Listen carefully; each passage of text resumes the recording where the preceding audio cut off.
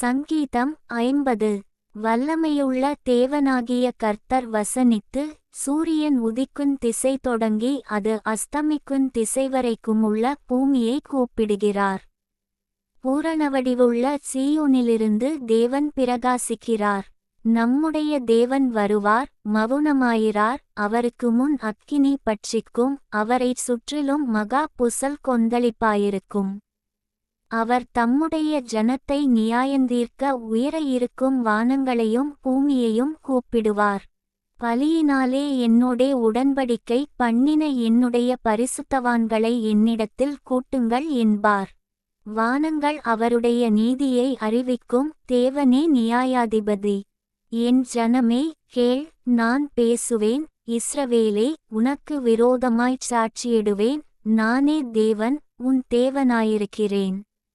உன் பலிகளினிமித்தம் உன்னைக் கடிந்து கொள்ளேன். உன் தகனபலிகள் எப்போதும் எனக்கு முன்பாக இருக்கிறது. உன் வீட்டிலிருந்து காளைகளையும் உன் தொழுவங்களிலிருந்து ஆட்டுக்கடாக்களையும் நான் வாங்கிக் கொள்வதில்லை. சகல காட்டுஜீவன்களும் பர்வதங்களில் ஆயிரமாயிரமாய்த் திரிகிற மிருகங்களும் என்னுடையவைகள். மலைகளிலுள்ள பறவைகளையெல்லாம் அறிவேன். வெளியில் நடமாடுகிறவைகளெல்லாம் என்னுடையவைகள்.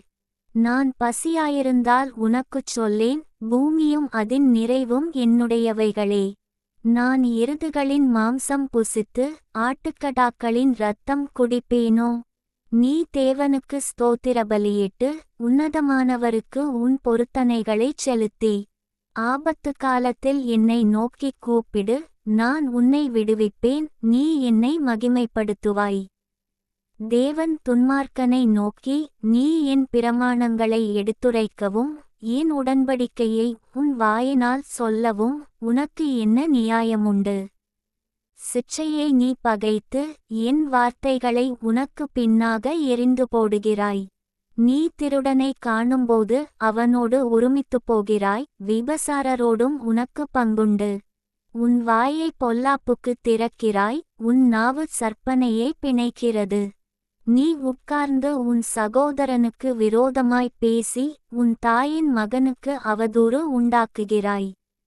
இவைகளை நீ செய்யும்போது நான் மவுனமாயிருந்தேன். உன்னைப்போல் நானும் இருப்பேன் என்று நினைவு கொண்டாய். ஆனாலும் நான் உன்னைக் கடிந்து கொண்டு அவைகளை உன் கண்களுக்கு முன்பாக ஒவ்வொன்றாக நிறுத்துவேன்.